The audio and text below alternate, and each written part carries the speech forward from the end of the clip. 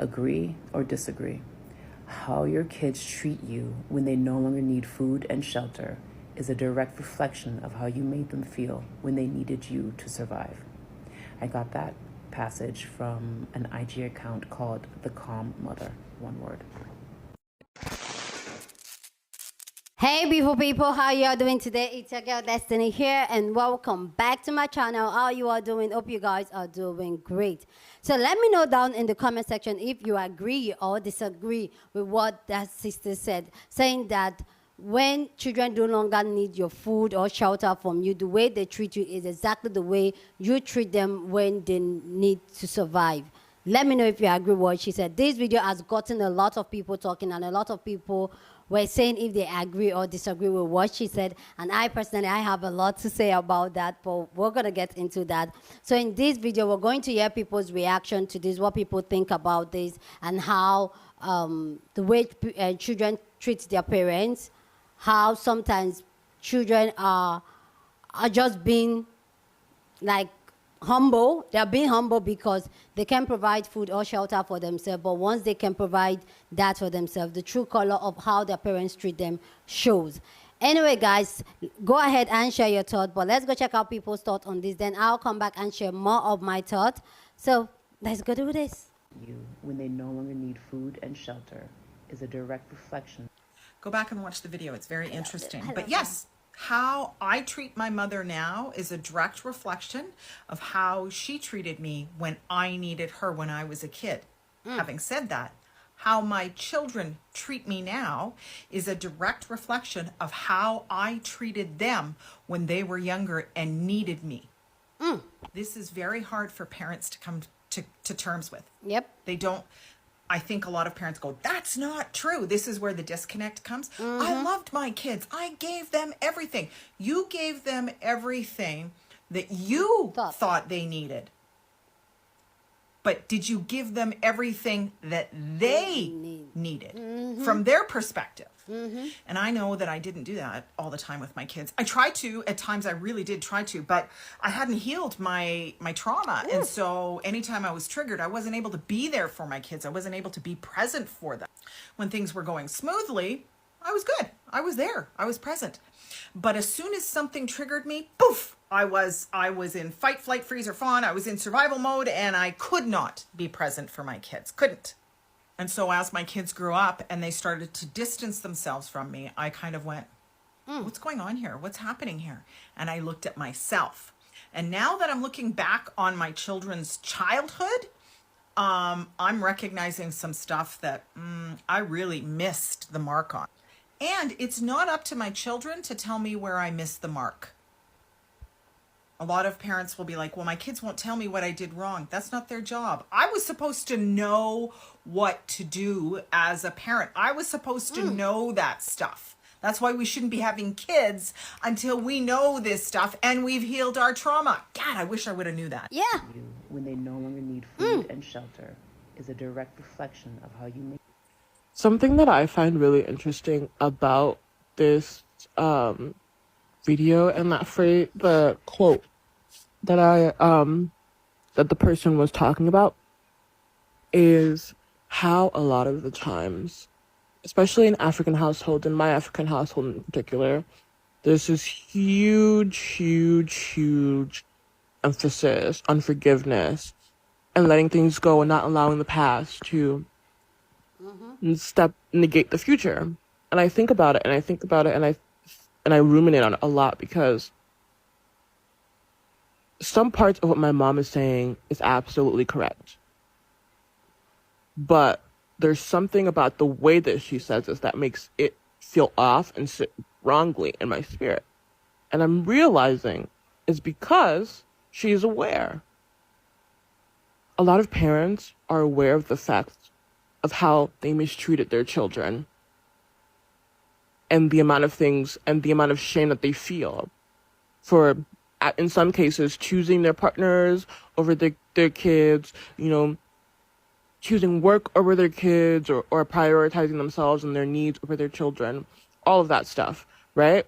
But rather than taking the necessary steps as adults to make the present, their present life different and show their children true remorse and repentance, because, that's the word that Christians love. They'd rather shame you into forgiving them so that they don't have to do any work or change who they are. And to be honest, it's a damn shame. It's a damn shame. Because children, I feel like, are the most forgiven people. Yeah.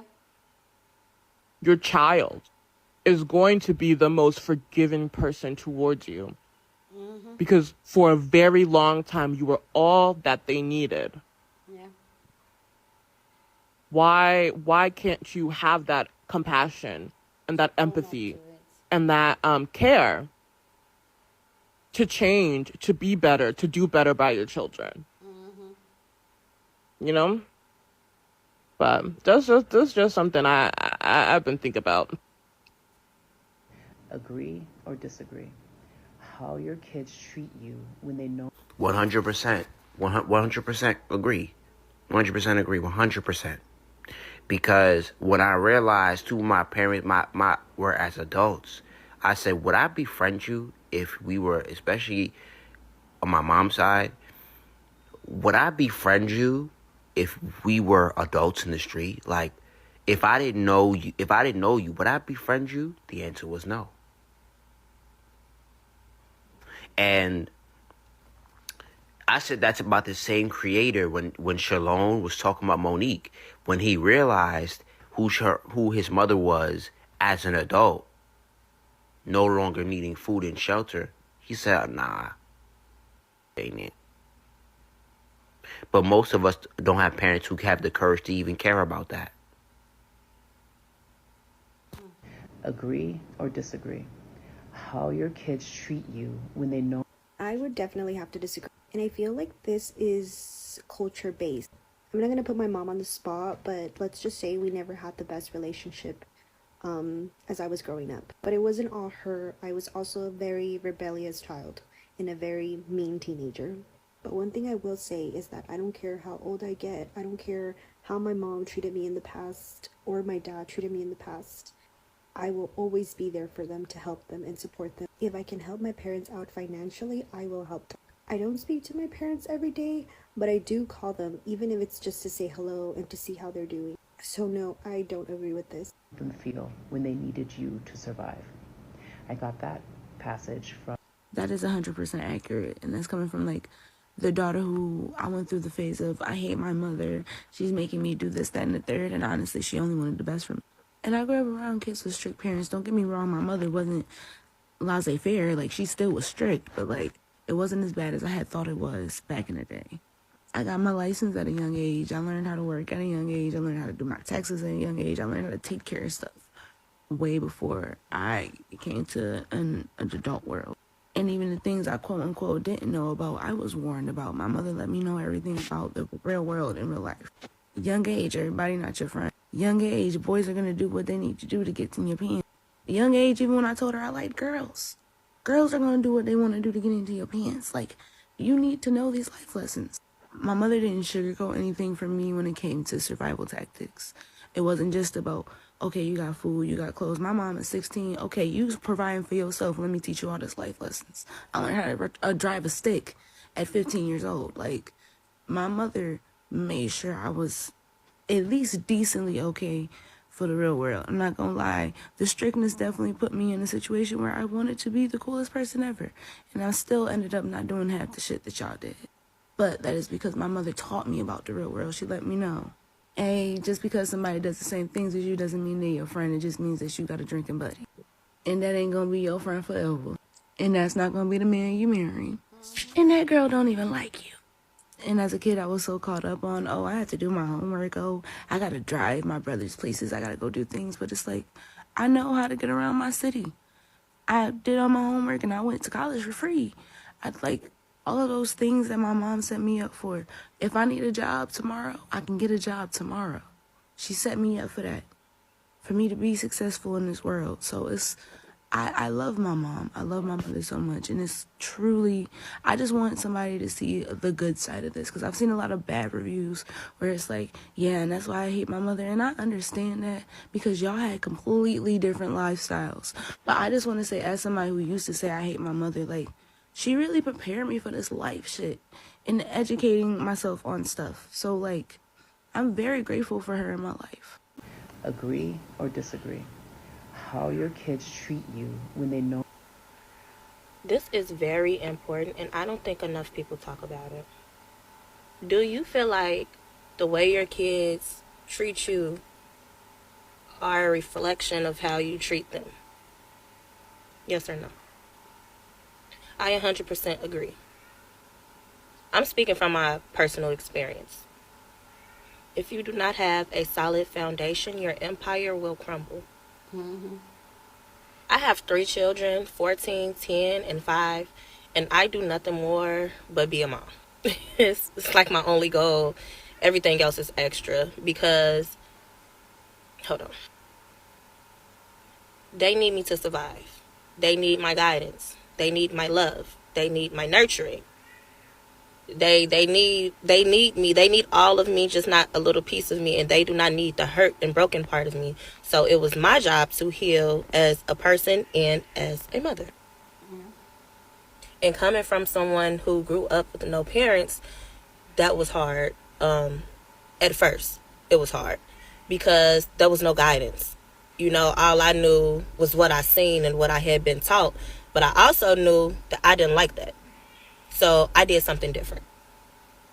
And I'm still healing. Like, don't get it. I'm still on my healing journey. It's just amazing that I get to take my kids on my journey with me. And none of us have to heal by ourselves.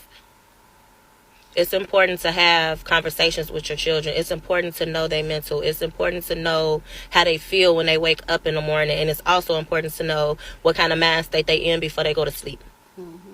Being a parent is so much more than just feeding, housing, and clothing. I agree. Like, man, that's not enough. Because when you get older, like they need you to survive right now, you have to realize if you make it that old, you're going to need somebody help to survive also. And we're not talking about just like a partner. We're talking about your children. You're going to need, just like they needed they butts wiped at a point in time, you may be in that situation where you need that too. The last thing you want to do is get to that old age and realize that you have nobody because you never did the work. You kept ignoring when they would try to talk to you and try to tell you how you could be better and what you didn't do. You didn't want to hear that. It was just, I did everything that I could do, and I gave you everything, and I made sure that you ate and had clothes, and you never asked me how I felt. Boop. How my day was. You knew I was hungry, so I just had to eat whatever you felt like giving me. Like, it was never could have an opinion. Ooh. Oh, my God. Hell would freeze if you was to have an opinion. And it's just sad that nobody ever like gave them the fundamentals that they needed. Because a lot of these older folks are just doing what their parents did to them. Was house them, feed them, clothe them. That was love to them. Yep. And for us millennials, that's just not good enough anymore. We need more. We deserve more. And yeah, I am in the business of breaking all of my generational curses. And it kind of sucks because my mom isn't here. She died in 2017, but to give a little backstory on that, my mom was a chronic alcoholic, heroin and crack cocaine addict. So mentally she was never there. Like physically she was never there. So it kind of sucks that, well, I guess it really don't suck because, well, I guess, I don't know. When I think about that, it's just kind of like, But I really just say all of this to say, because I feel like I'm all over the place. I should have, like, wrote my thoughts down before I got on here and started rambling. I really just say all of this to say, heal yourself. Young people, older people, whoever looking at this, heal yourself so you could be a better person. Yep. and you can grow to be a better person. You could be a better person for the people that's around you, because you never know who you may need. And it's one thing about them tables, baby, they turn. You would be thinking 1 minute like, oh, I'd never be in that situation, and then you be in that situation. So, and I'm actually in this situation with my grandmother right now, and it's so hard to be there for her. Like, I know I love her, and I know that she loves me, but she missed it. And at her old age, I don't think she's even trying to get it. So, yeah. Like, how do you expect for me? I'm not even going to say expect for me to be there, because she doesn't expect for me to be there like no one else is. I'm just here. When you know that you wasn't there for me. I was living my life with somebody else. You did what was best for you. And now you need help. Ain't that something? So heal yourself. Whatever hurt, anger, madness, which is all really the same thing. The anger and the madness is only stemming from the hurt. Let the anger and the madness go and focus just on why you feel hurt. I don't care how far back in time you have to go, baby. Go. So you have to start. You have to start the process. And it's not going to be an easy process, but it's going to be a process that'll be so worth it. So worth it. It's going to make you a better person, and it's going to make everybody around you feel better. Because now you're just dripping love. And I drip love. So when it comes to her, I'll be like, why don't I want to love you? And it makes sense because, girl, you didn't make me feel like you loved me. Okay, we could start there. We ain't gonna start there, but yeah, So love yourself. You deserve to be a better person. You deserve to let that hurt and that anger go. Love yourself so you can love people properly. Exactly. Peace and blessings, guys. And not too much on my nails. I know I need to redo them. Bye, y'all. Love her. Anyway, guys, please go down in the comment section and share your thoughts. Love to know what you think about this conversation down in the comment section, but please keep it respectful. You're on this channel. We are allowed to disagree, but we do it in a respectful way, so feel free to share your opinion, okay? Love to know what you think. But yeah, and let me know if you agree with the statement that children that no longer need food and shelter from you treat you the way you treat them, where they need survivors. And apparently, children need you to survive when they were young and they have nothing to their name, and they will treat you the same way when they have their own thing and can be on their own 2 feet. So let me know your own thought down in the comment section if you agree or disagree. For me, I totally agree with it, and I feel like it's a working process if it's the other way around, that the children don't treat you the way you treated them when they were much younger. I was that child, like I was that person, but thank God we're on the healing journey. We're loving ourselves. We've unpacked a lot of trauma. I agree with the first Gen X mom that spoke in the beginning. A lot of parents don't want to, especially the Gen X mom, they don't want to admit what they've done. And the Blue parent, not just coming for them, some millennials are that way too. They don't want to own up to the role and what harm they've done. Like, they dismiss the emotional trauma that they inflicted on their children, even though we know that they were going through their own trauma because they didn't heal from their own trauma. That's why they inflicted trauma on us, and the cycle just keep continue like always. In my own case, I really want to myself and my mom relationship is in a place of work in progress. We're in a beautiful place. But my relationship with my dad, I'm in no contact with my dad. I've said this before, yeah. I'm in no contact with my dad, and I clearly get where this statement is coming from. Children treat you exactly the same way because one thing my father did was to control people in his life with his money, and that's providing food and shelter, definitely.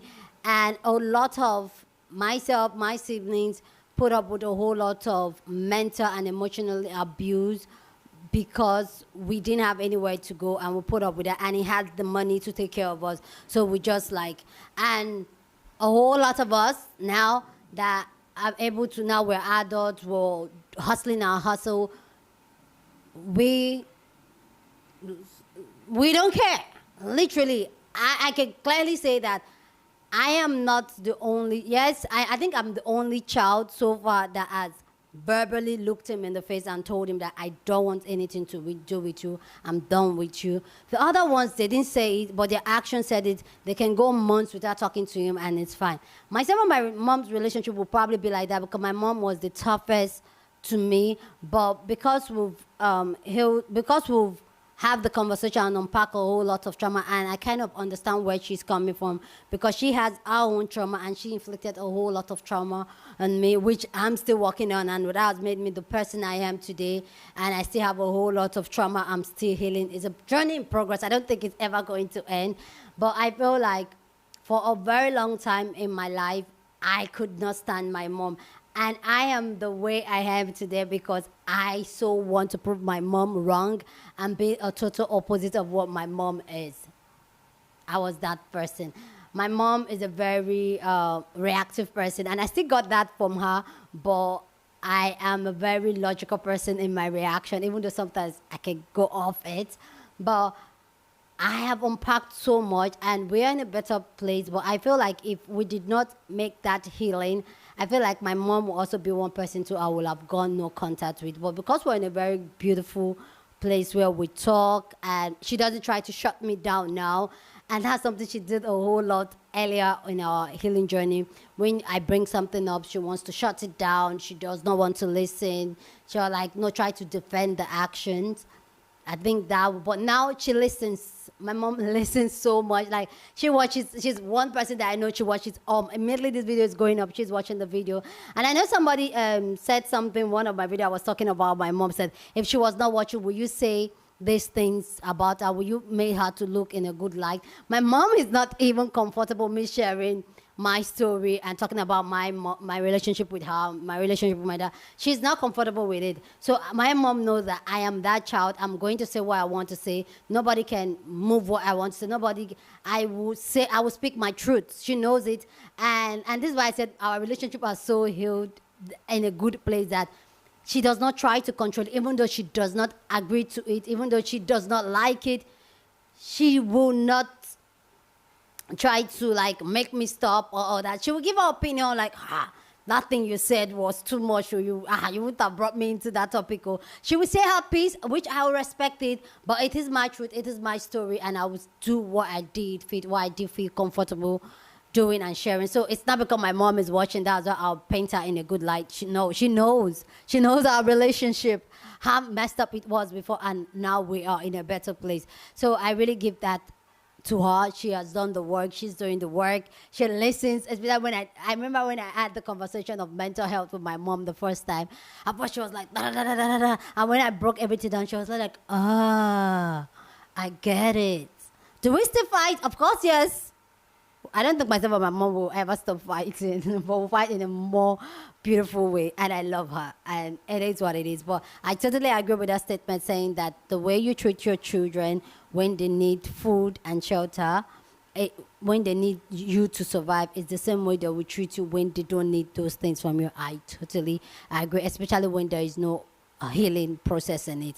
And that is why I always preach here on this channel that let's go do the work, let's go do the healing so that we can be a better person, so that we can be open for conversation, especially to the children we've hurt. Okay? Anyway, guys, please go down in the comment section and share your thoughts. Love to know what you think about this conversation down in the comment section. But please keep it respectful. Here on this channel, we are allowed to disagree, but we do it in a respectful way. So go ahead, feel free, share your thoughts.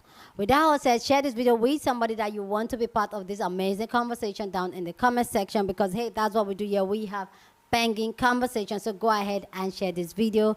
Don't forget to give this video a thumbs up, smash the like button, because this helps YouTube to push out my content for more people to see and more people to join in the conversation. So go ahead, do all those beautiful stuff. Okay, give it a thumbs up, share, comment, and subscribe if you haven't subscribed. With that all said, guys, I will see you guys in my next video. Deuces.